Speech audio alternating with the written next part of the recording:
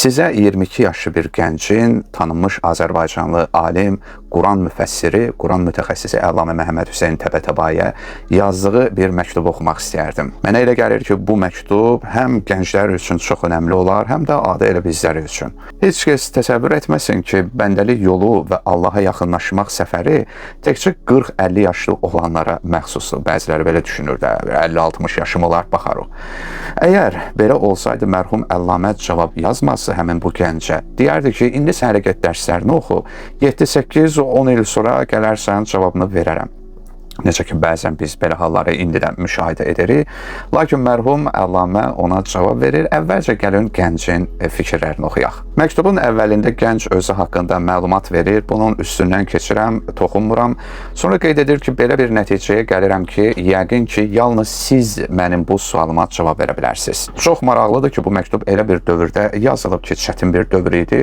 Buna baxmayaraq, həmin gənc Əllaməni kəşf edir və bilir ki, məhz o bu yolda ona yol göstərə bilər. Bu məktubda əksər gənclərin də sahib olduğu suallar yer alır. Biz indiki də dövrdə görürük ki, bir çox adamlar var, özlərini əxlaq ustadı kimi təqdim edirlər, seyr-i süluk əhli, arif kimi təqdim edib. Maşallah bizim kimi cəmiyyətdə də belə adamların məşhurlaşması 2-2-dir. Lakin bilmək lazımdır ki, bu əxlaq ustadı, yəni əxlaq dərsi deyən adamlar ayrıdır. İnsan düzəltməyi bacaran, yəni ki, artıq özünü düzəltmiş insanlar isə tamamilə ayrıdır mənim əzizlərim. Təəssüflər olsun ki, biz sadəcə görüntüyə allanırıq bəzən. Bu gənc məktubun davamında belə yazır ki, sizdən xahişim budur ki, mənə buyurasınız. Nə kimi əməllər edim ki, nəfsimə hakim ola bilim? Hamının giriftar olduğu bu uğursuzluq, bu bədbəxtlik tilsimini qıra bilim və səadət mənə hakim olsun. Oğlanda zirəkliyə baxın, yazır ki, xatırladım ki, mənə nəsihət lazım deyil. Yoxsa başqalarında nəsihətçilik iddiası bol-bol var. Həqiqətən də elədir. Maşallah bizim cəmiyyətdə nə qədər nəsihət edənlər var. Gedginən nəsihətdən hamı boldular. Ay oğul belə elə, ay bala belə elə.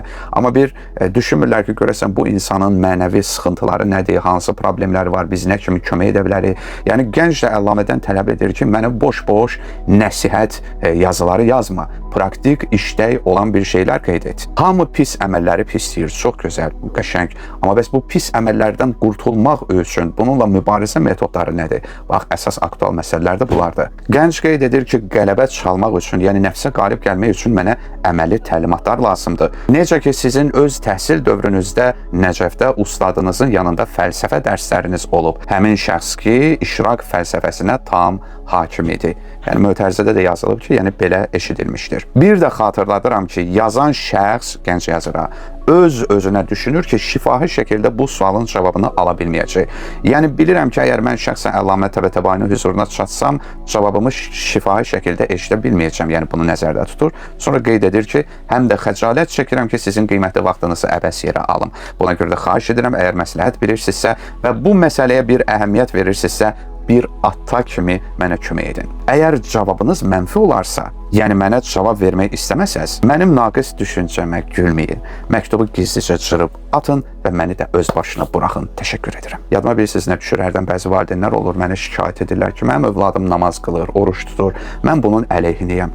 Deyirəm, əziz insan, bilirsən nə qədər valideynlər var ki, gecə-gündüz dua edirlər ki, kaş mənim övladım bu cür olardı. Ona görə də əziz valideynlər, sizin bu cür haqq teşnəsi, haqq axtarışında olan övladlarınız varsa, buna görə Allaha təşəkkür edin və mütləq onun arxasında durun. Əllamə Təbətəbainin cavabına baxaq. Bismillahirrahmanirrahim. Əssəlamu aleykum. Qarşı vərəqdə qeyd etdiyiniz məqsədə nail olmaq və müvəffəqiyyət qazanmaq üçün iradə göstərmək, tövbə etmək, müraqibə və mühasibə ilə məşğul olmaq lazımdır. Fikir verin, Əllamə Təbətəbai uzun-uzadı sözlər yazmadı, dərhal da məsələyə girişdi. Nə lazımdır? İradə lazımdır, himmət lazımdır, qəti qərarlı olmaq lazımdır, daha sonra tövbə etmək lazımdır. Bizim nədənsə gün ərzində tövbə edib istiğfar etməyimiz nəsə 105-ci dərəcədədir.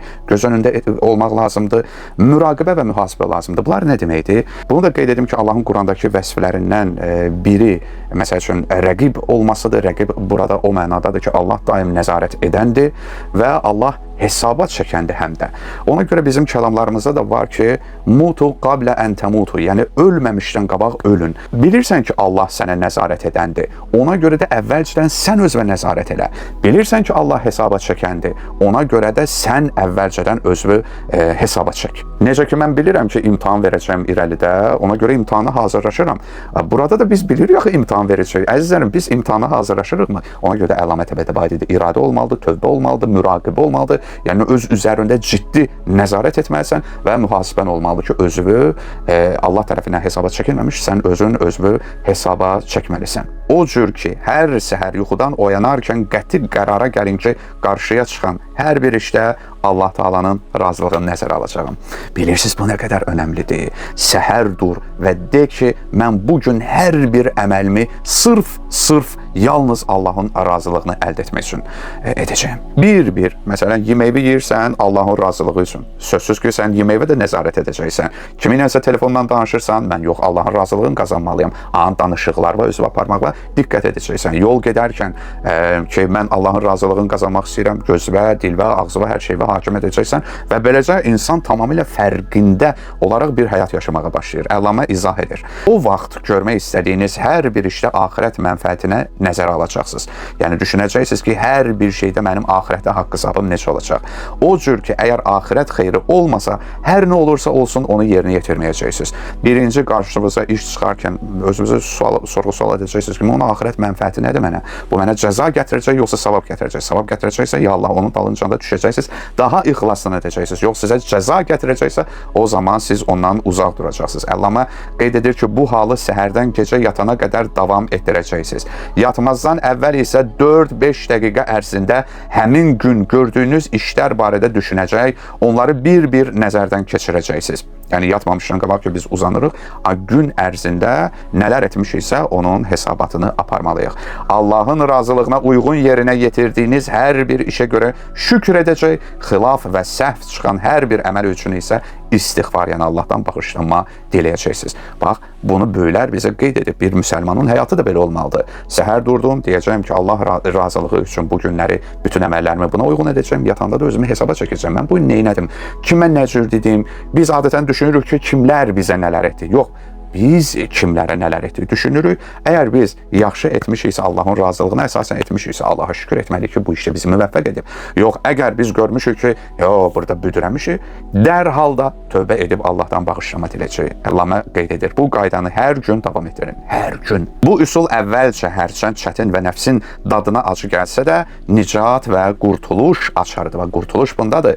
Daha sonra bir dənə praktika bir şey deyir. Həmçinin hər gecə yatmazdan əvvəl bacarsanız Musəbbəhat surələrini oxuyun.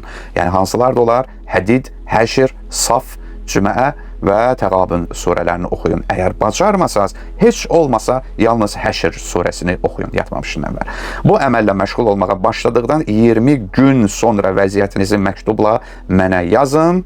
Baxın, deyib əl də çəkmir. Deyir, 20 gündən sonra məndə səndə baş verən dəyişiklikləri yaz. Ola bilər ki, növbəti mərhələdə var ki, o növbəti mərhələni də keçmək lazımdır. Bu ilkin mərhələdir. İnşallah müvəffəq olacaqsınız. Vəssalamu aleykum. Məhəmməd Hüseyn Təbətəbai mənim əzizlərim.